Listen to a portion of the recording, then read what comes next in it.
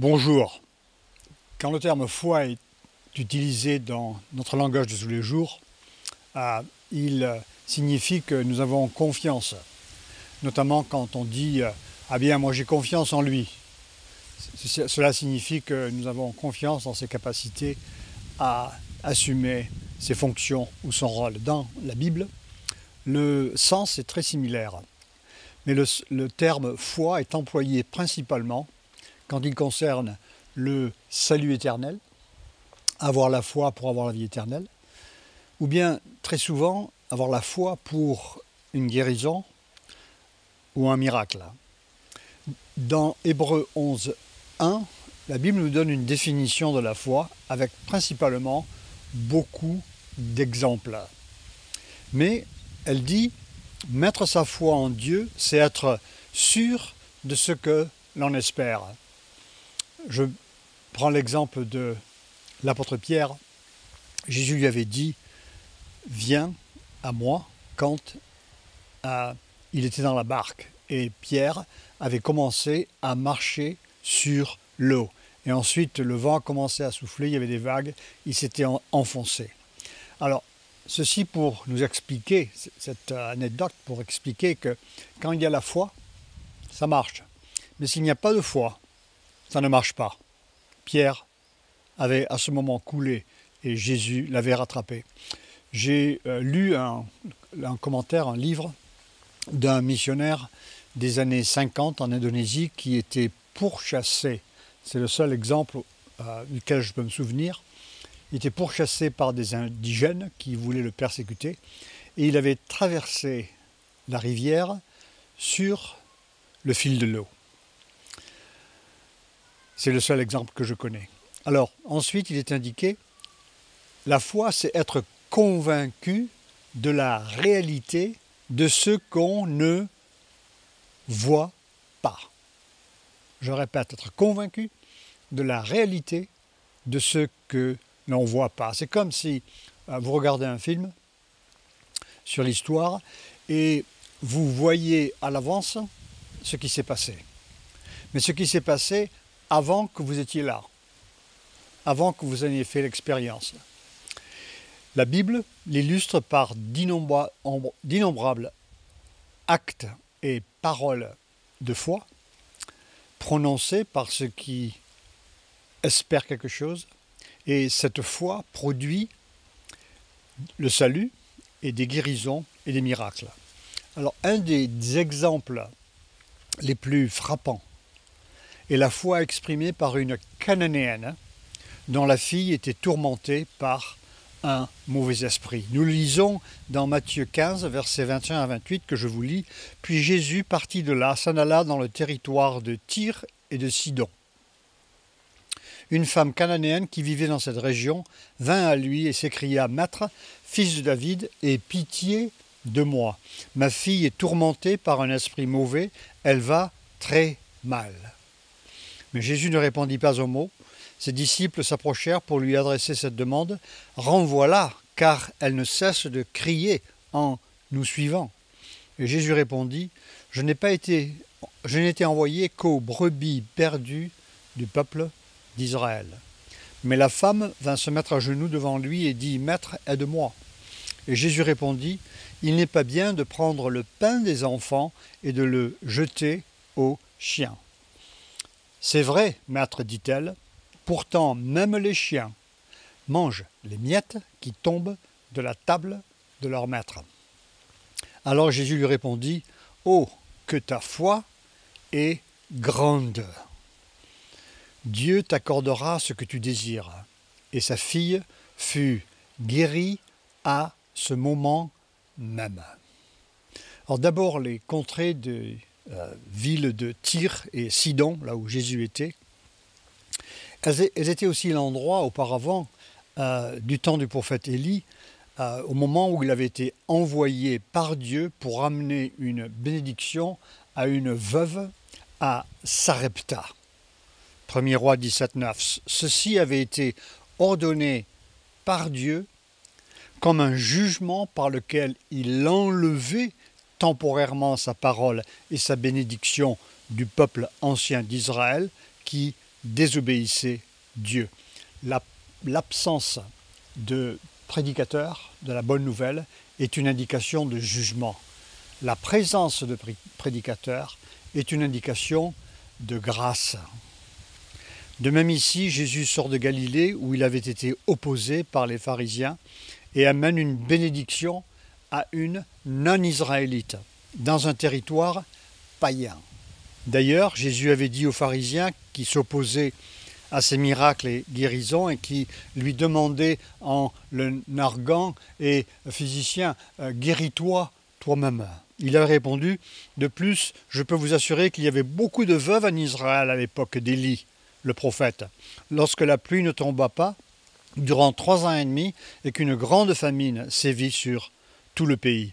Pourtant, Dieu n'envoya Élie chez aucune d'elles, mais seulement chez une veuve qui vivait à Sarepta, dans la région de Sidon.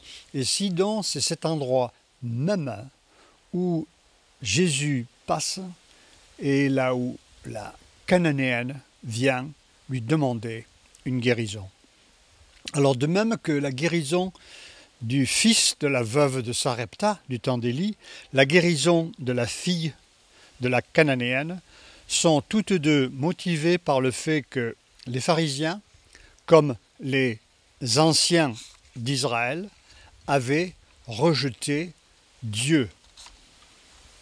Alors ce fait illumine le principe que Dieu ira ailleurs s'il n'est pas accepté là où il est annoncé. Appelez-le, venez à lui, tant qu'il peut être trouvé, le psalmiste dit. L'endroit pour opérer ce miracle est bien choisi en lumière de son passé. Il y a des endroits que Dieu choisit pour révéler sa puissance en lumière de son passé. Peut-être la France qui avait vécu le miracle du réveil de la Réforme pendant 70 ans. Peut-être cet endroit est un endroit qui est choisi de nouveau. Peut-être même à certains endroits dans le monde, mais aussi certains endroits en France, peut-être auxquels vous pouvez penser. De plus, Jésus avait instruit ses disciples de partir et de se secouer la poussière des pieds s'ils n'étaient pas reçus ou bien que leur message ne fût pas accepté. Le principe est pourquoi perdre son temps avec des sceptiques alors que d'autres attendent pour accepter l'Évangile. À ce sujet, il faut savoir gérer sagement son temps avec un groupe ou bien avec une seule personne. Dans le verset 22, la femme crie pour être entendue au-delà du brouhaha des multitudes qui suivaient Jésus. Elle semble croire qu'il est le fils de David, car elle ajoute « Ô Seigneur ». Ensuite, elle fait appel à sa miséricorde. La miséricorde est de ne pas recevoir le jugement que l'on mérite, mais plutôt de recevoir la bénédiction que nous ne méritons pas. Elle exprime donc d'abord qu'elle n'est pas digne que sa fille soit guérie, mais que sa miséricorde passera outre et la guérira. Elle a une attitude extrêmement humble qui est exemplaire pour nous. Nul d'entre nous mérite quoi que ce soit de Dieu. Alors il y a nombre de gens dans différentes réunions américaines, des grands meetings, qui, dans les stades par exemple, qui font la queue depuis 6 heures du matin pour pouvoir rentrer en premier et être au premier rang, de façon à être plus facilement guéri. Je me souviens d'avoir vu une femme sur un grabat, elle était dans la 2e ou 3e rangée, paralysée. Et à l'insu du pasteur qui prêchait, tout à coup, cette femme a été totalement guérie. Elle s'est levée, elle s'est mise à marcher et courir. C'était très évident que c'était une guérison authentique. Cette femme avait attendu depuis 6 heures du matin. Elle voulait être devant. Elle avait la foi. Elle était sûre qu'elle aurait la guérison. Ensuite, Jésus ne lui répond pas un mot à la cananéenne. Il aurait pu dire non, mais il ne dit rien. Cela aurait pu la décourager. C'est bien à cet endroit que nombre d'entre nous sommes quand nous n'avons pas de réponse à nos prières. Silence radio. La cananéenne ne va pas pour autant se décourager. Elle est ici un exemple pour nous quand nous passons par ces moments difficiles où on n'entend rien, avec le sentiment de ne pas être écouté, voire ignoré, même abandonné. Alors voici ce que Paul nous dit au sujet de ces moments. Lui-même, il dit « Mais nous portons ce trésor spirituel en nous comme en des vases d'argile pour qu'il soit clair que cette puissance extraordinaire vient de Dieu et non de nous. Nous sommes accablés de toutes sortes de souffrances, mais non écrasés, inquiets, mais non désespérés. Nous sommes persécutés, mais non abandonnés. Jetés à terre, mais non anéantis. Nous portons sans cesse dans notre corps la mort de Jésus afin que sa vie se manifeste aussi dans nos corps. Bien que vivants, nous sommes sans cesse exposés à la mort à cause de Jésus afin que sa vie se manifeste aussi dans notre corps mortel. La souffrance a l'avantage de nous rendre plus saints et plus proches de Dieu. Et la guérison glorifie Dieu. Alors comme les disciples l'ont fait ici, certains chrétiens renvoient parfois ceux et celles qui cherchent ce qui semble impossible, comme une guérison et un miracle. Nous devons faire attention à ne pas rejeter cela à cause de notre propre manque de foi. La cananéenne persévère dans sa requête, connaissant les souffrances de sa fille et comprenant en même temps la puissance de Jésus. Mais les disciples viennent maintenant demander à Jésus de la renvoyer car elle continue à crier à leur trousse. Je me souviens d'un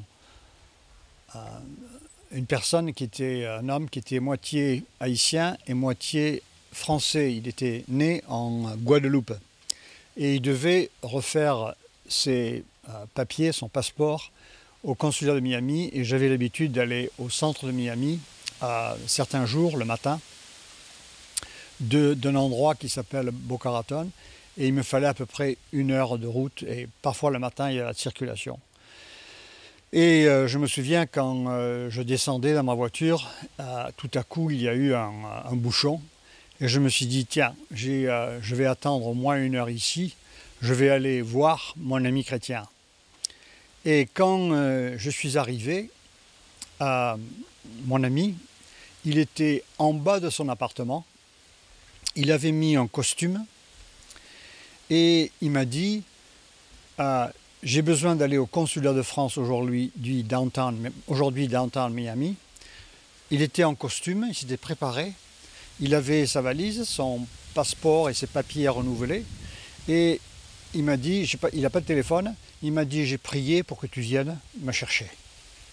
Et quand je suis venu, je me suis dit, eh bien purée, sans téléphone, il prie, il demande à Dieu que je vienne pour aller le chercher, pour l'emmener à Miami. Je suis sur la route de Miami et là je viens. Ça c'est quelqu'un qui opère par la foi. Il était tout prêt, avec son costume, il attendait. Et je l'ai amené à Miami, ensuite, plus tard dans la journée, je l'ai ramené chez lui.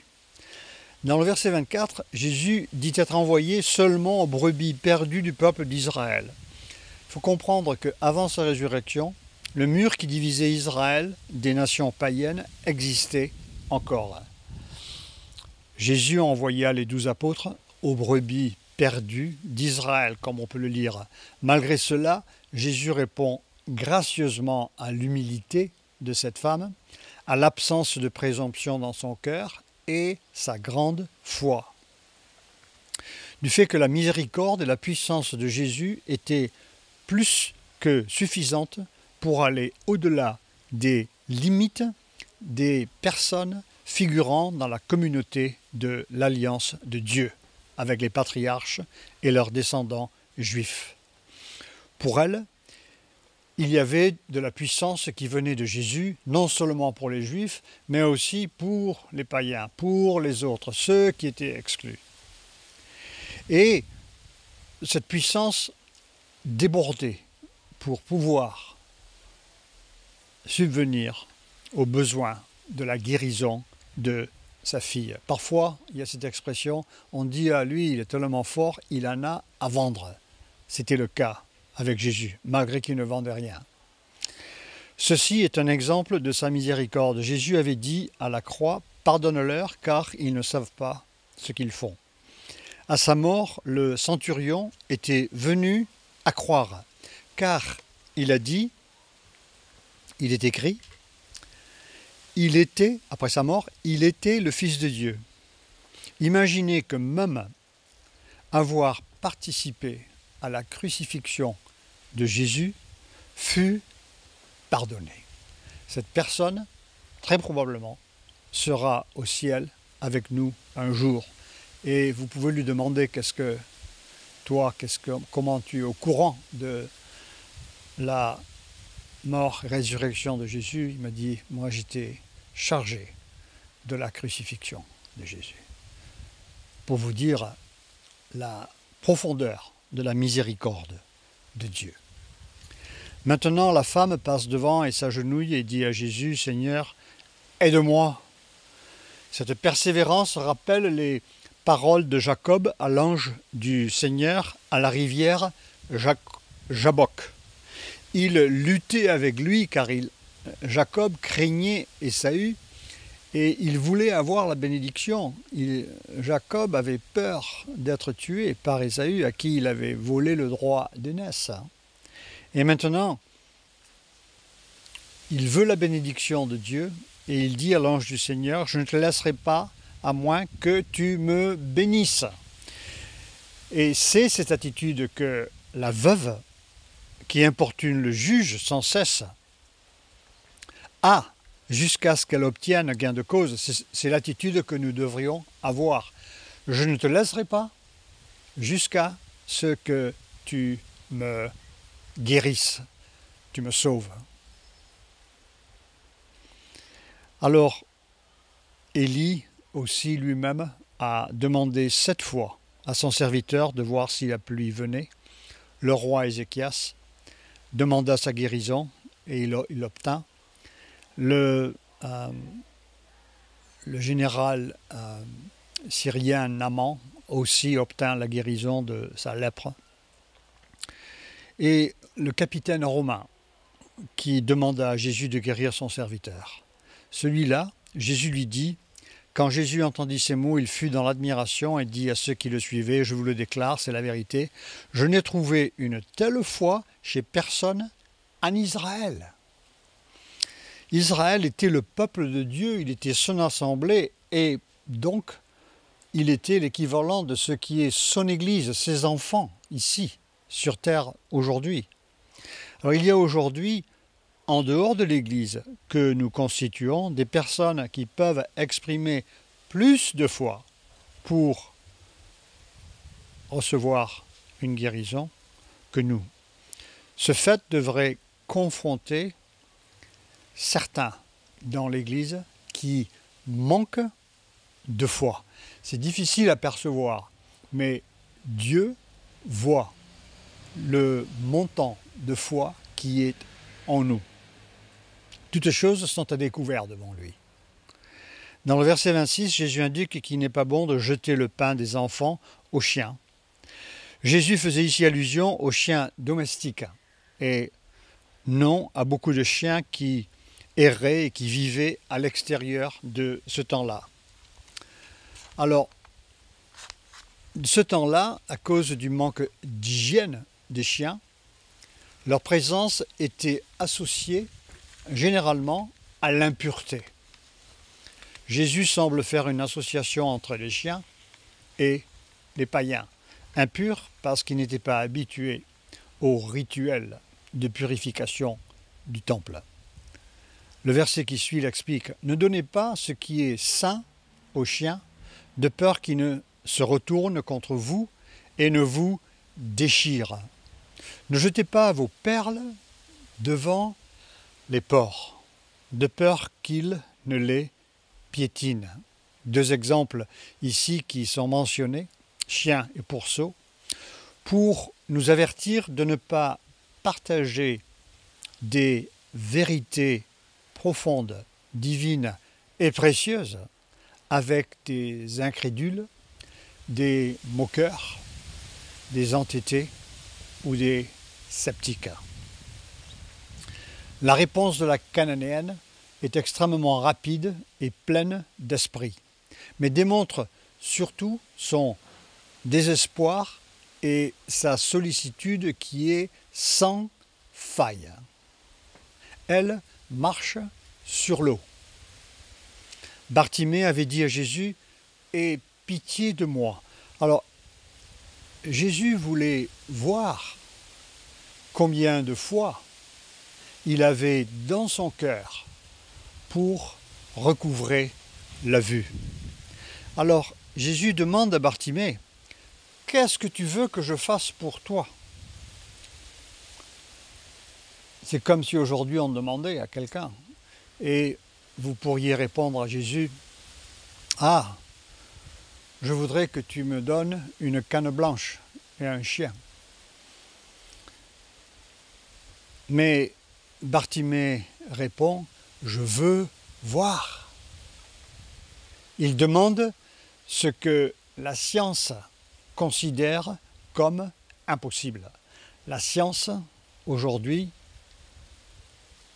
nous dit que la seule chose qu'on peut faire pour quelqu'un qui ne peut être guéri de la vue, c'est lui donner une canne blanche et un chien.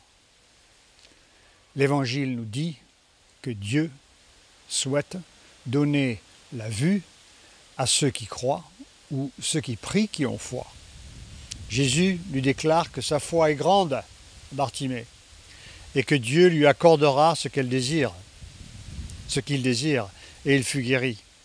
Alors, sa fille, la fille maintenant de la Cananéenne,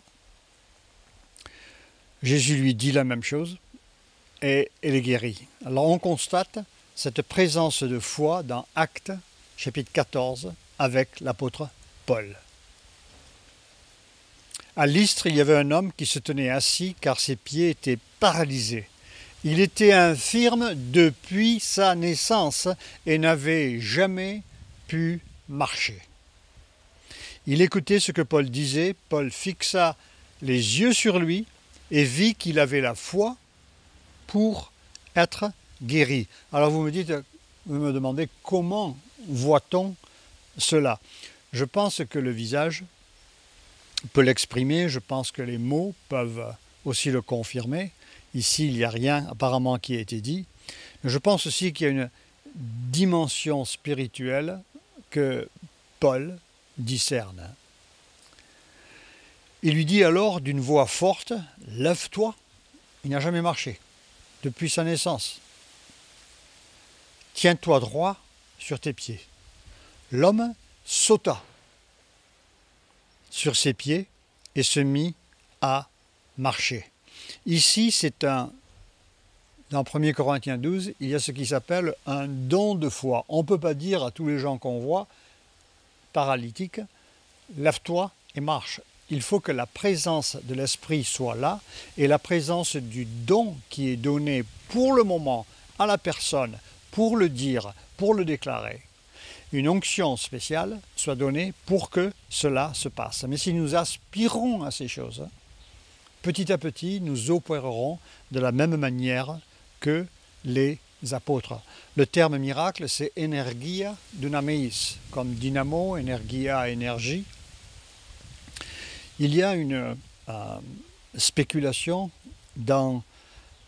au sujet des miracles que ces choses ont été faites seulement par les super apôtres, ou bien pendant l'Église primitive ou ceux qui sont venus en France comme Irénée ou bien Saint-Denis.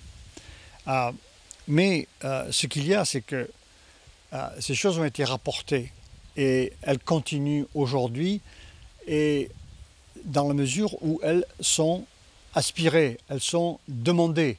Et le problème, c'est qu'elles ne sont pas demandées.